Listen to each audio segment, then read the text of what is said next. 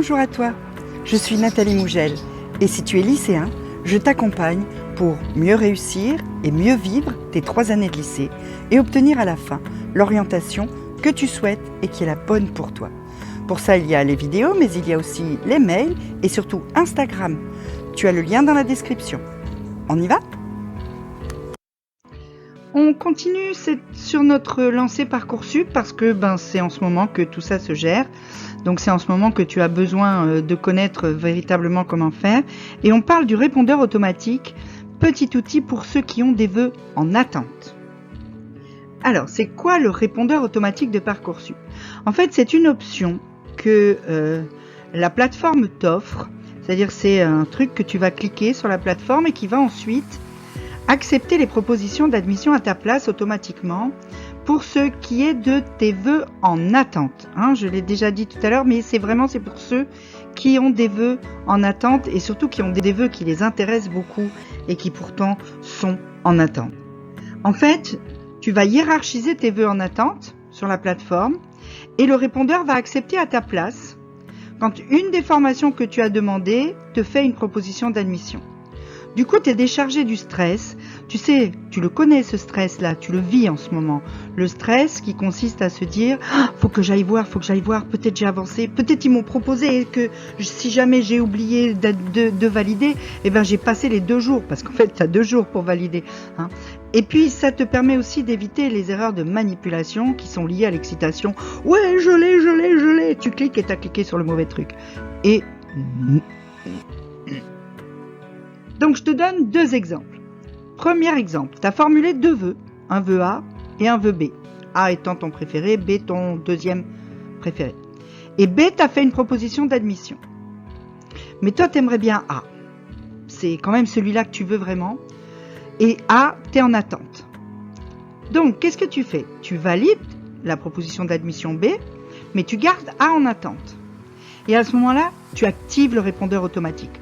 Dans cette situation-là, c'est vraiment là que le répondeur automatique va être super utile.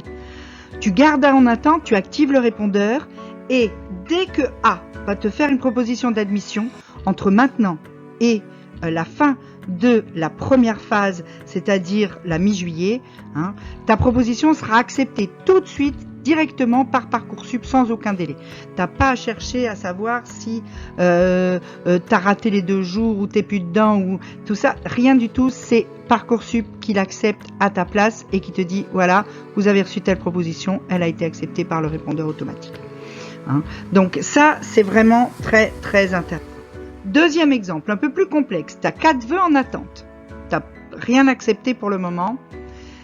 Tu n'as que des vœux en attente et donc tu vas hiérarchiser tes vœux A, B, C, D, toujours par ordre de préférence, A le préféré, D le moins préféré, et tu actives le répondeur automatique. La première formation qui te fait une proposition d'admission est par exemple la formation B. C'est pas encore ta formation préférée, mais on s'en approche. Qu'est-ce que le répondeur va faire ?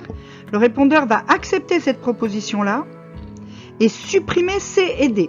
Puisque de toute façon, tu n'en as plus besoin, tu as déjà quelque chose que tu as plus envie de faire qui t'a accepté. Par contre, il va garder A en attente. Et ensuite, on se retrouve dans la situation de tout à l'heure. Tu as B accepté, mais A en attente. Et dès que A te fait une proposition de formation, le répondeur va accepter ta formation pour A. Alors, évidemment, c'est un système qui n'a pas que des aspects positifs et qui ne peut pas être utile à tout le monde. D'abord, pour que le répondeur automatique soit utile pour toi, il faut que tu sois certain de ton classement. C'est-à-dire que tu n'aies pas de doute sur qu'est-ce qui est A et qu'est-ce qui est B, notamment. Parmi les formations que tu as demandées et qui sont en attente. Parce que lui, Parcoursup, le répondeur, il ne va pas réfléchir. Tu as mis A, tu as mis ça en A, ça en B. Si tu as une proposition de A, paf, il va accepter A, il va éliminer tout le reste.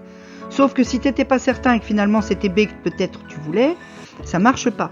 Donc il faut vraiment que tu aies une certitude sur l'ordre de tes vœux pour que ce répondeur soit utile pour toi. Parce qu'une fois que le répondeur est activé, tu ne peux plus changer l'ordre. Sinon tu es obligé de désactiver le répondeur et la désactivation est définitive, tu ne pourras plus le réactiver autrement et tu vas devoir continuer manuellement. Donc, n'utilise ce répondeur que si tu as peu de vœux en attente et si tu as un classement de tes vœux dont tu es certain. Et puis, tu peux pas mettre dans ce répondeur automatique les formations en apprentissage.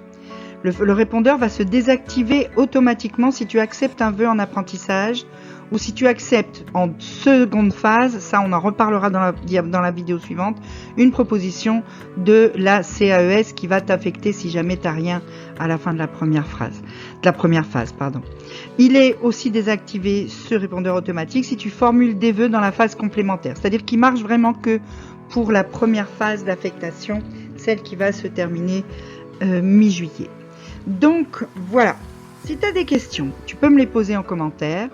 Et si tu veux réussir ton orientation, ton Parcoursup, ton lycée, etc., tu peux t'abonner, cliquer le lien dans la description et me suivre sur Instagram. En attendant, petit pouce bleu, petit abonnement, petite cloche.